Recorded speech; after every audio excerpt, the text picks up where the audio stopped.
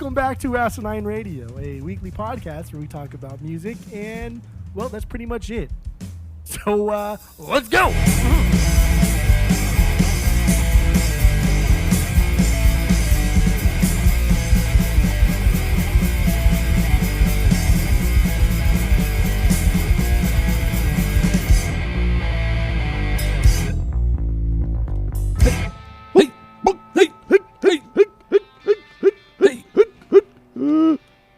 This is Asinine Radio. This is the weekly music podcast where every week we get into a different band. We listen to all of their records and we rank them from worst to best. We also give our biggest banger from each of them, or a stinker. If we have a stinker, I don't know. My name is Tyler, and way out there, hundreds of miles away, is Jeff. While you're listening, go to Spotify, Apple Podcasts, give us 5 stars and 5 stars only. Please go do that. All the social media is at Asinine Radio. And now that we have the boring intro out of the way, let's jump right into our rankings, and we're doing Rancid this week. They have 10 records. We're going to do them. So what's your number 10, Jeff? Go. Okay, I'll do that. Gotcha. Okay. Go. There we go. All right. 10th record. I will say, I don't think any of these records are inherently like terrible bad. Some of them were just pretty boring. Yes. Let the Dominoes Fall. Their 7th, 2009. This was just, I thought it was a boring mess. I thought there was a lot of styles thrown here, and they're just kind of out of style. Like the Dropkick Murphy thing that's been done. This is 2009, dude. Like we don't want to hear this shit anymore. The super Celtic like acoustic thing, that's fucking tired. Their super poppy approach. Their super poppy approach just seemed disingenuous. I didn't think it was a bad album. I just thought it was completely fucking unnecessary. Their worst. All right. Their worst. No banger then, right? No, I don't like anything about this album. Every other album I have at least one banger though. Okay, so my number 10 is also Let the Dominoes Fall from 2009. This is it's very much in the same vein as Life Won't Wait. You know, Tim is doing the normal things that he does, but it's just too long, too much of the same, too pop focused, which, you know, they're not bad at. It's just we've already heard it. We've already heard it so much. I don't need a record that's like an hour long, you know, of this. I don't care. I have no banger. I have this on vinyl. I'm purging it. So if anybody wants it, $20 out the door, good to go. So, Let the Dominoes Fall is my number 10. I also agree with you. Nothing is bad. Nothing they've done is bad. Only a few of these records I'll get on vinyl, but nothing is bad at all. So what do you got for number 9? Go. Number 9, Troublemaker, their 9th album, 2017. Troublemaker. I'm a double taker, doing things my own way, never giving up. I love that song. I fucking love that Weezer song. This was a solid output. It wasn't showing off, not falling behind, just right in the middle. They did this type of album forever, if they did this type of album forever ago, it would be okay and people would be happy about it. Yeah, because it reminds me. It reminds me of Van Weezer, right? Like, it's not bad. It's good. Van Weezer's a little bit better than this, but if they just did this, like, forever, over and over and over and over, like, it's fine. Like, nobody would be mad at Rancid for doing this type of album over and over and over. It's okay. Okay. I Got Them Blues Again. I thought that was a pretty dope song, actually. It's based off a solid melody and just, like, it drove forward in a fun way. Very chanty, right? We can just chant along and sing. It's good. It's good. It is. I won't have bangers for a while on these albums. Damn. Because a lot of it is the same. It's good, but a lot of it's the same. Even the album of the week. Even my favorite record from them. So my number 9 is Life Won't Wait, their 4th album. This is them just doubling down on what they did, like pop, ska, and slow jam wise from Wolves. Like, this has like no punk in it at all, really. It's pretty much a pop record, pop ska record, and it's good. It is a good record. It's fucking long too. I was really disappointed in this because I really liked Wolves, and then going from that to this, it's just like, man, dude. Like, I get what they're trying to go do, like more of like what the Clash were doing on the what was that one record that we didn't like? The one Clash record, Sandinista, right? Yeah, it's fucking like 3 hours long. This is like that. It's too long and it's too pop centric. Cool. It's not. What? Go ahead. It's true. That's where I'm done. I just don't think it's that great of a record. I would never go back to it. It's still good, but I would never go back to it. No vinyl, nothing. Life Won't Wait. No banger. Forgettable, honestly. I think it's forgettable. Okay. You'd probably love it. It's probably your number one. Okay. Actually, I know where your number one is, but what do you got for number 8? Honor Is All We Know. That's my number 8. Okay. Their 8th album. That's weird. My number 9, it was their 9th album. My number 8's their 8th album. Honor's All We Know. This album is just like chock full of tricks that like most Epitaph era bands grew out of, right? This 2014, dude, like just grow out of this kind of shit.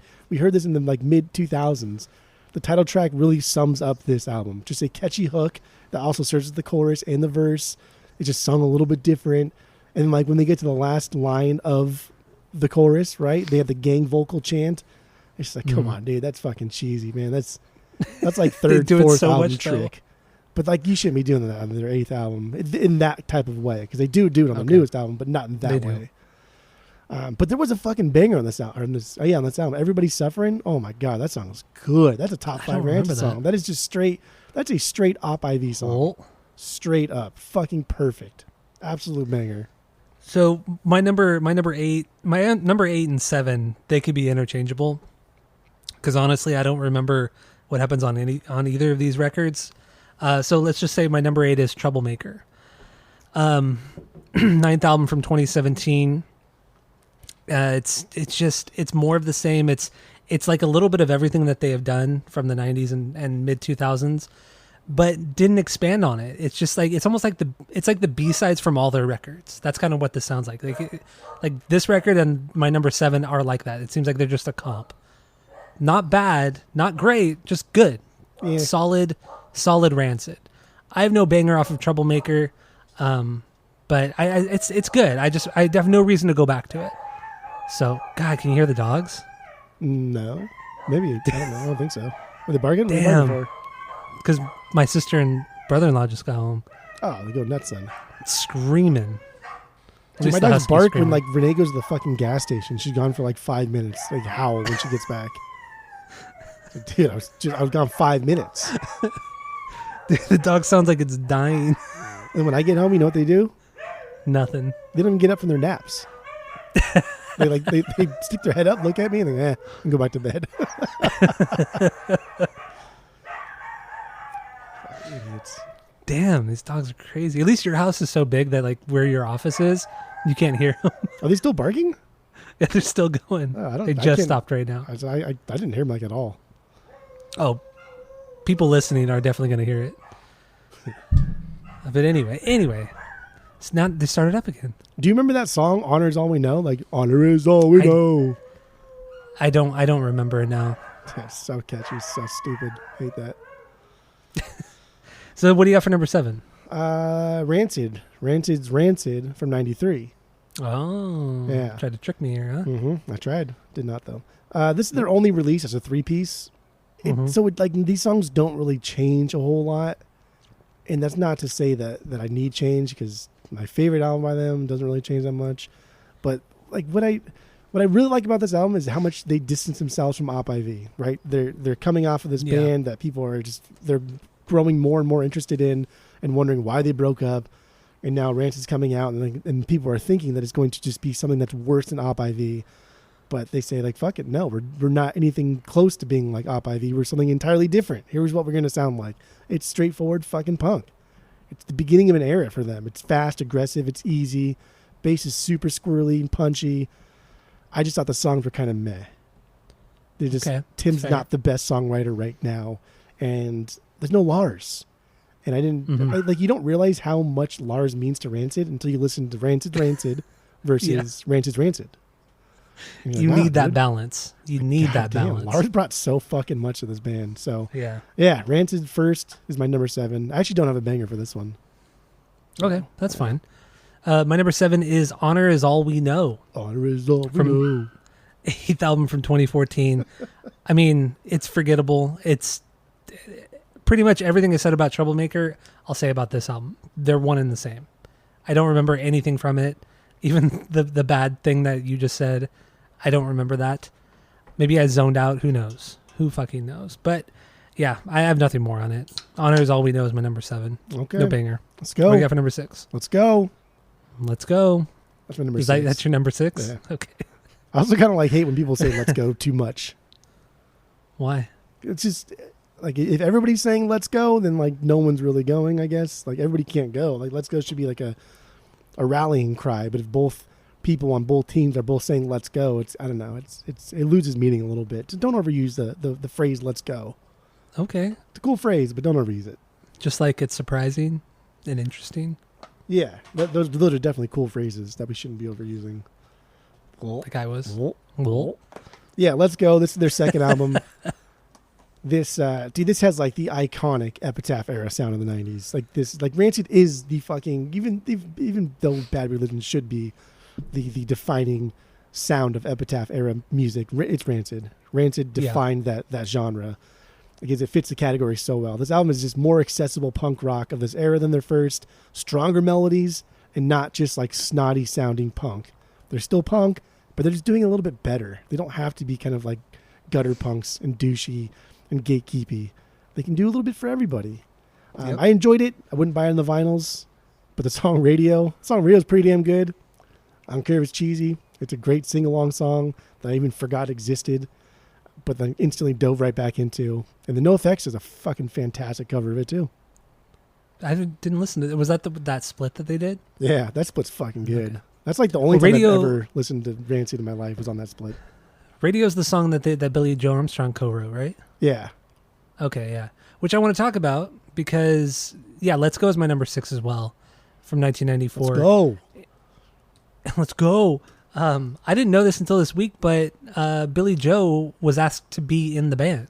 Yeah, but he declined. Him. They begged him to be in the band, and then he said no, continued on with Green Day, and then they got Lars. Which, I mean, Lars is honestly a much better fit for the band. For sure. But yeah, I had no idea that Billy Joe was asked to be in the band. That's so cool. That's so fucking cool.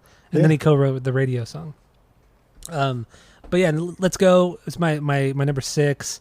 I think this is a solid record. I agree with you. It's a great punk record.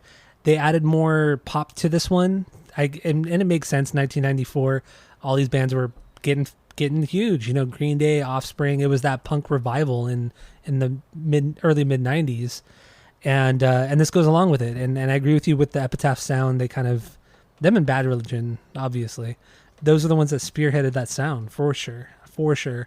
This is also the first album where you hear the true Tim Armstrong accent. He doesn't do it on the first record. No, he doesn't do it on Op Ivy. But this record, it's there. Like it's not the whole record, but it pops in now and again. Seeds have been planted already. Yeah, exactly. But no, it's a really good record. I mean, prior to getting to some of the later records, I would have bought this on vinyl. But then, hearing one of the records, I just thought, why do I need this? I don't need this. Exactly. I thought the don't same need thing, this, man. I know. We're on the same wavelength on this episode. So my banger off this one is Gunshot. I mean, it's a pretty straightforward punk song, but there's some rockabilly in there too. The way it kind of moves, the beat is very kind of rockabilly, the guitar a little bit, and it's pretty catchy and it's kind of anthemic at moments too. It's a really good song. I really like Gunshot. So that's my banger off of Let's Go. So what do you got for number 5? Let's go. Indestructible is my number 5. Their 6th album, 2003. So like Fall Back Down, that's my favorite Rancid song. I really like that song a lot. It's so fucking catchy. Fall back down. Fall back down. Fall back down. It's such a dumb single. Be my friend. It's not even their best single. Dude, that is my fucking favorite Rancid song. It is so good. And like I do think this is a great album. I really do. It has a little bit of everything they've done so far. It's fun. It never stops. People shit on this so much as like this is their selling out album. This is the turning point in their career where they're no longer punks. Man, fuck that.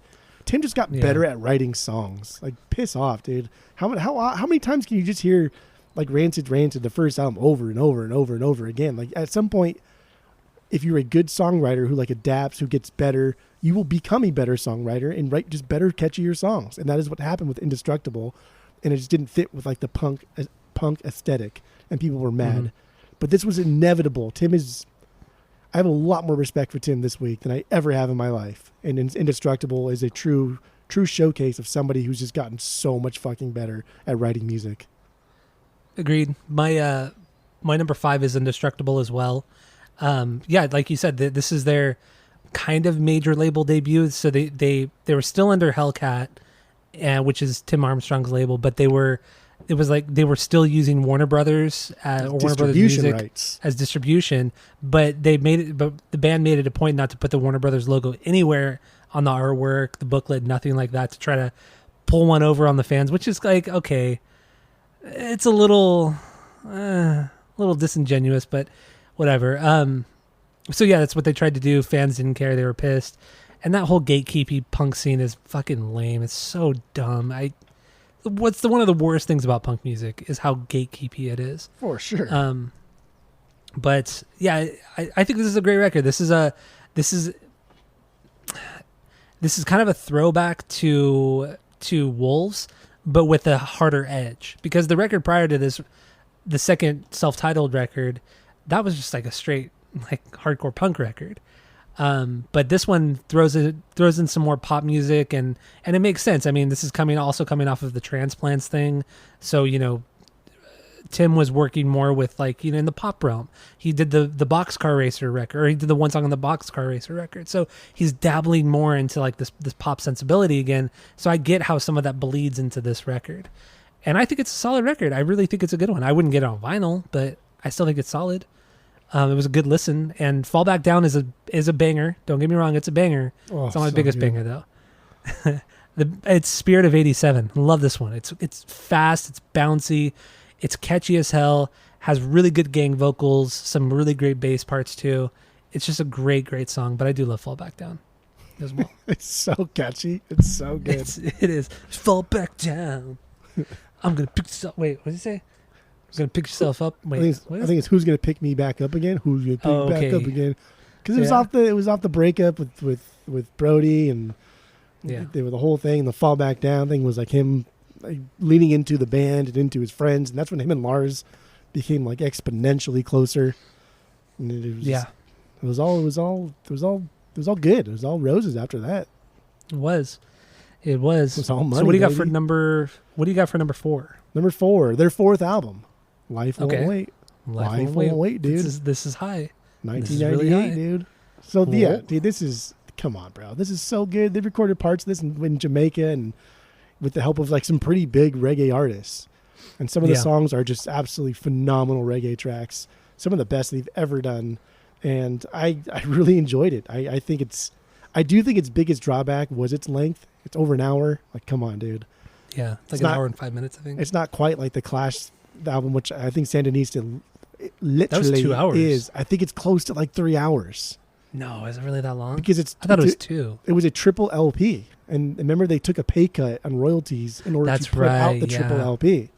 That's right. Like, fuck that. Fuck that. But I really like this, dude. I like this. I think that what they were doing with their sequencing of albums, right? Like this comes out in between Wolves and fucking Rancid 2000. Like what the fuck? That 1, 2, 3 punch of Rancid stuff? Like it's incredible. Absolutely incredible what they were doing. That's more punk than most punk bands have ever done. So fuck that.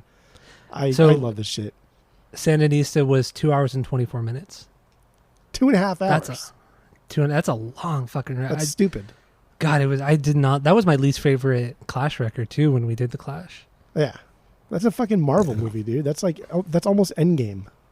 Yeah, it's too long. It's silly boy Way talk. too long. Silly boy talk. Also with Life Won't Wait, they recorded this record in like 5 different studios all over the US. Like one in LA, Oakland, New York, like you said in Kingston they did a couple songs. Like they were all, I think New Orleans was another place that they recorded some of the songs. Yeah. They were all over. They wanted the authenticity. I like that. Respect that. I do. I like that they did something different and they went for it. And Life Won't Wait is not a bad record. It really is not. But in the context of their discography, it's weak. It's a weaker one. And it's too much of Tim's drawl, his accent. It's a little too much. And I know we just did Transplants where it's his accent at its over worst. the top there. I know. Yeah, it's at its worst, but at least it was kind of fun. At least fun to make fun of, but you can't make fun of Life Won't Wait like you can the Transplants. I wouldn't buy Life Won't Wait new if I saw it. If I saw it used, I'd probably scoop it up because I really do enjoy it, and I like the reggae stuff more than your average bear probably. So I do have a soft spot for it. I really did enjoy it a lot. Okay, that's fair. That's it. There you go. My number 4 is Rancid's Rancid, the first record from 1993. This is just a straight up punk record. It's fast, it's aggressive, it's a ton of fun, not overly melodic. You could tell songwriting chops weren't quite there yet because it was Tim mostly who wrote the songs.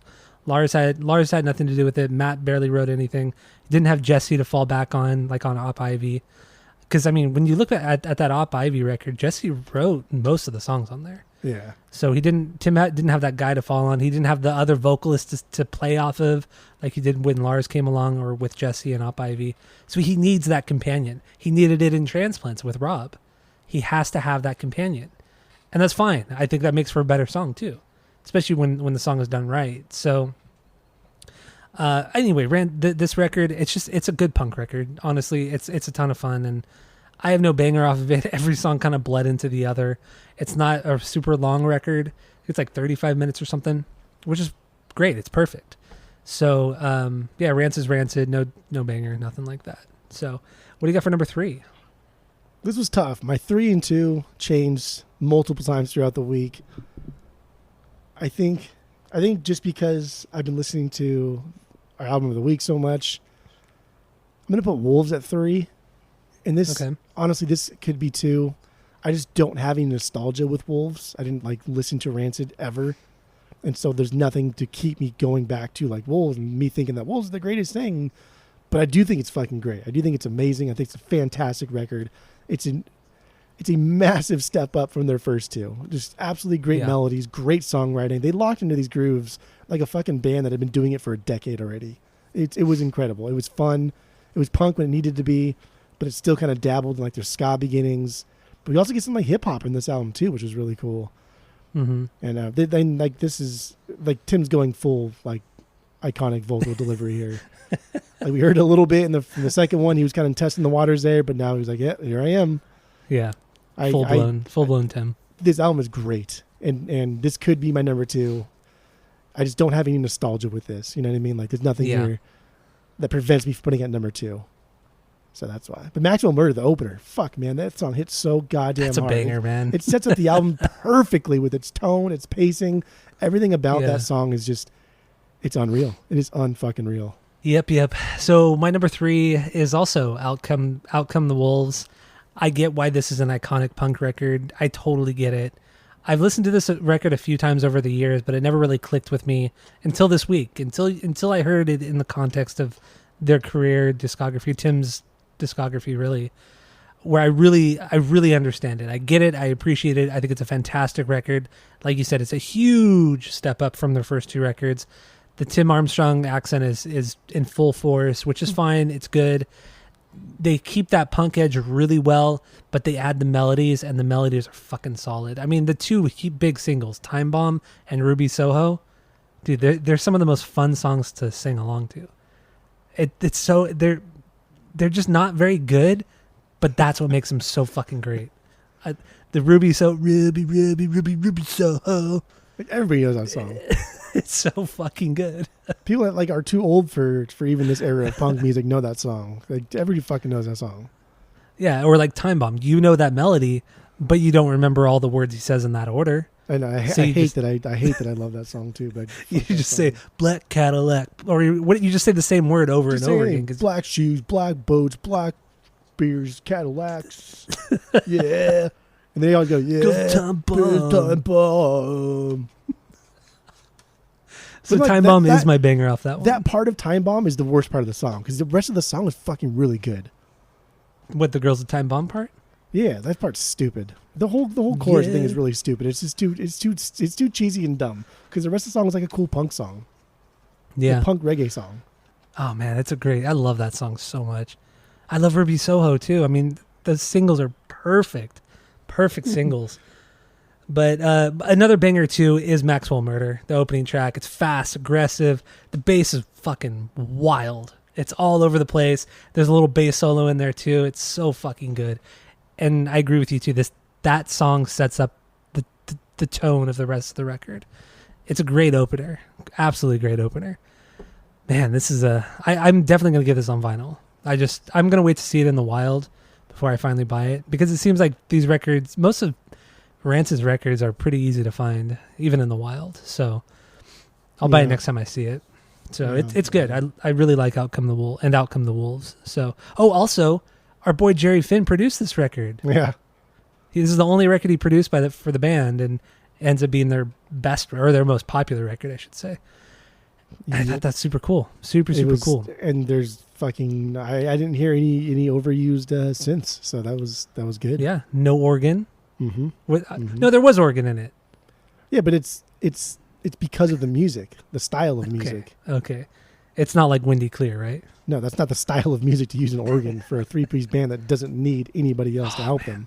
That was perfect, though, in Windy Clear. Oh, my. It's the worst part of it. It's the best part. It's probably one of the best parts of that whole record. Dude, that's not even a thing. We can have a podcast about why you were so wrong about that. It's fine. Windy Clear off Blink's Enema of the State. The organ in that song is one of the best parts on that whole record. I stand by it. Stupid. I'll fight anybody. I'll fight anybody on it. I don't care. I'll die in this hill. Protect my man at all costs. Okay, Passenger Princess over here. Uh-huh. God, I hate that so much. Oh, yeah, anybody listening, Passenger Princess is going to be going on the no-no list soon. So use it while you can. I've never heard that term until tonight.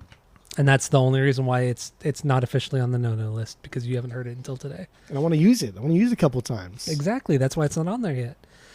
Anyway, let's move on. What's your number 2? Tomorrow Never Comes, our album of the week, their newest album. Tomorrow Never Dies. Yeah, Tomorrow Never Dies. That's my number 2 as well. Yeah. Tomorrow Never Dies. So what do you got for number 1? Number 1 is Rancid. Again, their 5th album, Rancid 2000.